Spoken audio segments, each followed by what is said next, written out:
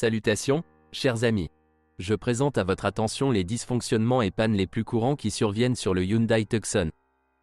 Le Hyundai Tucson peut être à traction avant ou à traction intégrale. Dans le second cas, l'essieu arrière est connecté électroniquement à l'aide d'un embrayage électromagnétique. Les moteurs essence à 4 cylindres et les moteurs diesel avant restylage sont équipés de boîtes de vitesse manuelles à 5 vitesses, et les moteurs diesel après 2006 sont équipés d'une boîte de vitesse à 6 vitesses. Le moteur à essence 6 cylindres est équipé de série d'une transmission automatique à 4 vitesses, et pour tout autre moteur, la transmission automatique était une option. Il n'y a pas d'astuce particulière dans la conception, tout est fait de manière très simple et logique. Mais chez Tucson, simplicité et fiabilité ne font pas toujours bon ménage, et certains problèmes dus à la mécanique de la transmission sont tout à fait possibles. Même dans les versions à traction avant avec des kilométrages supérieurs à 100 000, les joints homocinétiques peuvent tomber en panne. La plupart du temps, celui de droite tombe en panne, et sur les voitures après restylage, le problème est apparu très tôt. Heureusement, la cause de ce dysfonctionnement gênant a été trouvée. La charnière d'usine était privée de lubrifiant. Les propriétaires expérimentés de Tucson recommandent de changer le lubrifiant en même temps que l'huile de la transmission automatique, environ tous les 40 000 à 60 000 km. La confusion est causée par les catalogues où les types de joints homocinétiques sont mélangés et il n'est souvent pas possible de sélectionner le bon modèle en fonction du vin. Avant d'acheter de nouvelles pièces, il ne reste plus qu'à compter le nombre de cannelures sur les entraînements. D'ailleurs, les cannelures des arbres de transmission elles-mêmes peuvent présenter une mauvaise surprise, elles se corrodent, ce qui entraîne parfois une rotation des liaisons.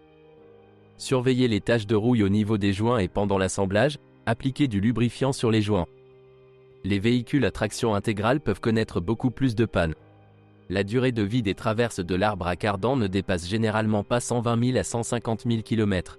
Une augmentation des vibrations obligera alors à les réparer.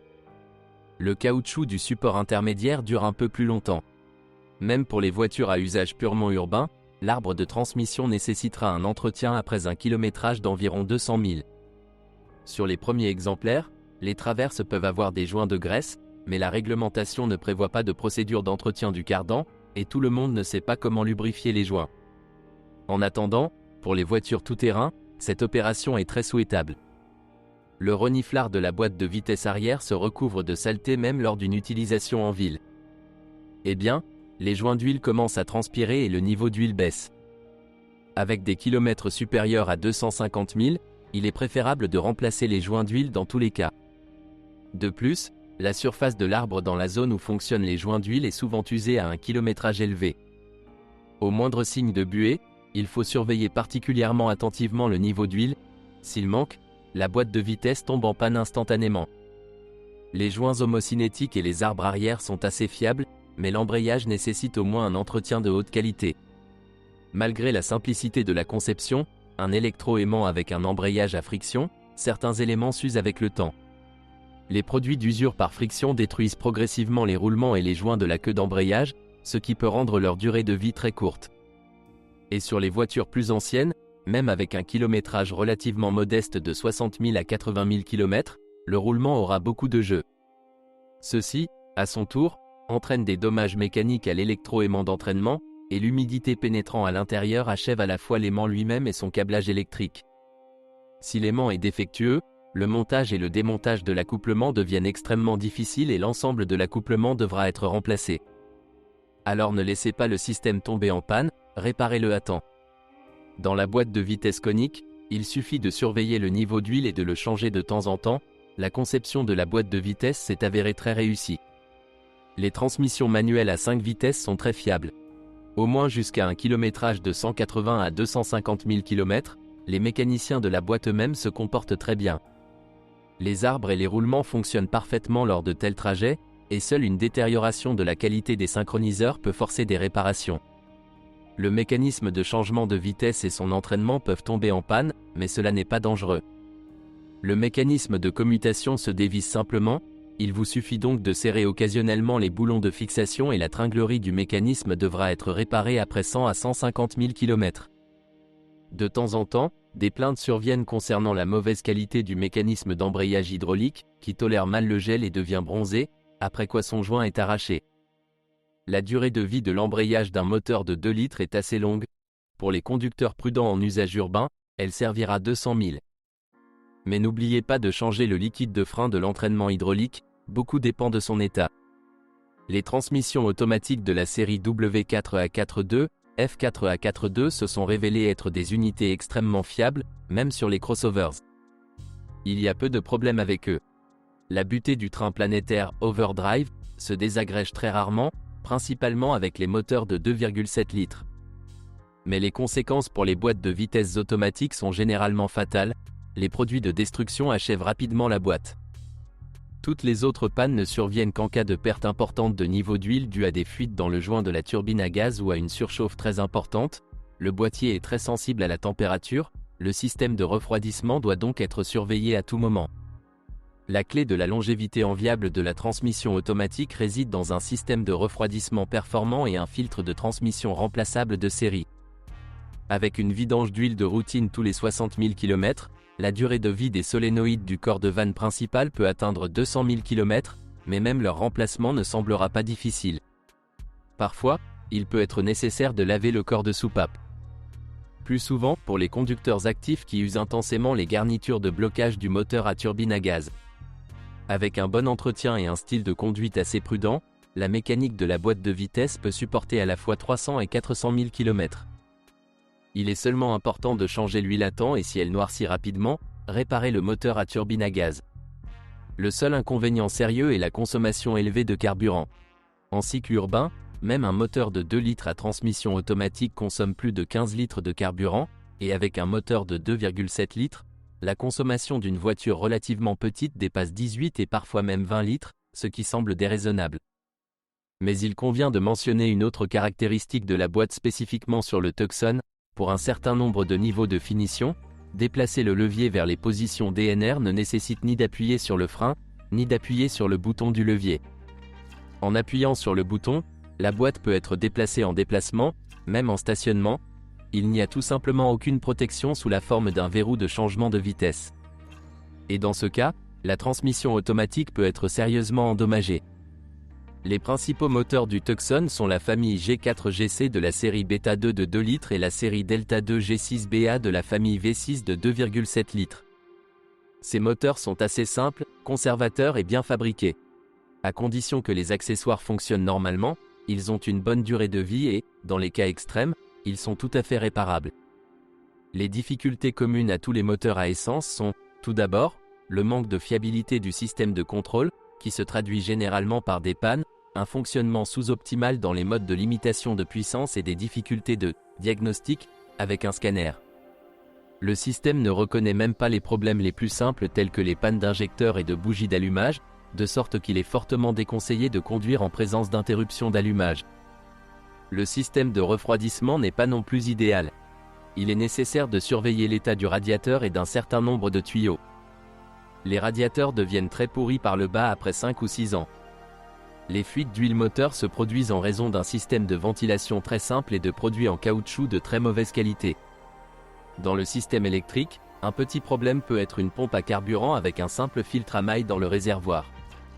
Lorsqu'on opère dans de grandes villes dotées de bonnes stations-service, on ne peut rien attendre de mal, mais dans l'arrière-pays, le réseau devra être changé fréquemment. Si vous oubliez cette grille, alors vous devrez également changer la pompe. De plus, un réservoir de carburant corrodé avec ses dépôts oblige la pompe à fonctionner à la limite de ses capacités. Le système de suspension du moteur est simple et bon marché, mais pas très efficace, il peut donc y avoir beaucoup de vibrations nocives pour tout moteur. Le moteur G4GC de 2 litres est le plus courant. Sa puissance est tout à fait suffisante, surtout lorsqu'elle est associée à une boîte de vitesse manuelle, et les coûts d'entretien sont faibles.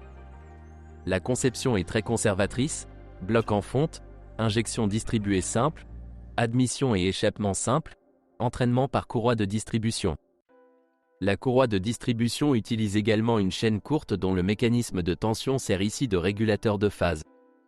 Il est installé entre les arbres à cames d'échappement et d'admission et, selon le sens de la tension, l'arbre à cames d'admission est en retard ou mène l'échappement. Le principal inconvénient du moteur est la courte durée de vie des composants de distribution. Il est préférable de changer le kit tous les 50 000 km, ce qui est nettement moins que les autres modèles modernes. L'utilisation d'analogues de haute qualité dans l'entraînement de synchronisation augmente même légèrement la durée de vie possible par rapport à l'ensemble d'origine, mais n'offre aucune garantie.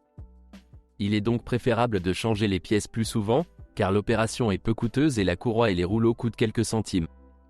La durée de vie du groupe de pistons, si vous vous souvenez des caractéristiques de synchronisation, ne provoque pas de panne du système de contrôle et ne verse pas d'huile à faible viscosité après des courses de 150 à 200 000 km, sera supérieure à 300 000, et peut-être sensiblement plus.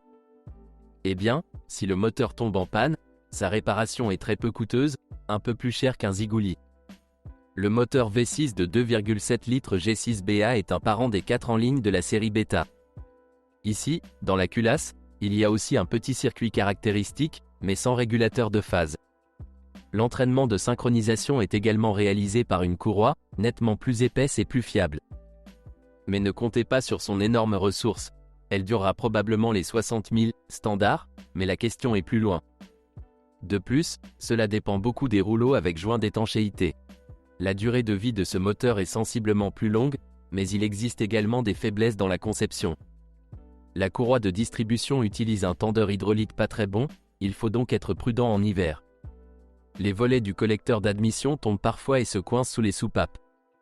Les catalyseurs et les collecteurs d'échappement tombent en panne avec le temps, et la deuxième sonde lambda est située après l'ondulation, et si elle interfère, il vaut mieux ne pas retarder le remplacement.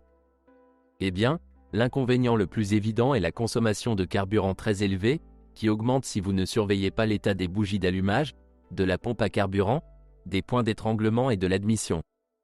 L'entretien d'un moteur V6 est un peu plus difficile et coûteux, il a plus de cylindres, plus de soupapes, plus de bougies d'allumage, l'admission est plus complexe, il est plus difficile d'effectuer un certain nombre de travaux, et même un simple remplacement de l'étincelle de la rangée arrière, les bouchons nécessiteront de retirer l'admission. Parmi les avantages, on note une énorme ressource avec un entretien normal. Sur Sonata, il existe des exemplaires avec un kilométrage supérieur à 500 000 et encore en bon état. De plus, 170 chevaux. Sur une voiture relativement légère, il donne une excellente dynamique, notamment sur autoroute. Les moteurs diesel sont rares et, malheureusement, ils suscitent de nombreuses plaintes. Le Tucson est équipé d'une version bien modifiée du moteur D4EA, et ses principaux problèmes sont familiers lors de son utilisation sur des véhicules utilitaires. L'équipement de carburant est moyennement fiable, mais le tableau est gâché par la conception complexe du chauffage du filtre et la mauvaise étanchéité des injecteurs. Le système EGR devient très sale, obstruant littéralement le collecteur d'admission. L'unité de commande souffre de pannes fréquentes et la durée de vie de la courroie de distribution est aussi courte que celle des moteurs à essence en ligne. La charge sur celui-ci est sensiblement plus élevée et les soupapes d'un moteur diesel se plient au moindre saut de la courroie. La chose la plus désagréable que l'on puisse trouver sur ces moteurs diesel est les raflures des chemises sur les versions à haut degré de boost. Il peut y avoir deux raisons, soit un réservoir d'huile bouché, ce qui arrive lors de rares vidanges d'huile, soit un fonctionnement constant à bas régime. Évidemment, l'utilisation d'huile à faible viscosité est ici tout simplement inacceptable, et en été, les huiles SAE 50 voire SAE 60 sont recommandées. Il faut mesurer régulièrement la pression d'huile, et dès les premiers signes de baisse de pression, il faudra changer les chemises. Ce sont toutes les informations sur les problèmes de Hyundai Tucson. Si vous en savez plus ou n'êtes pas d'accord avec ce que vous avez entendu, je vous attends dans les commentaires.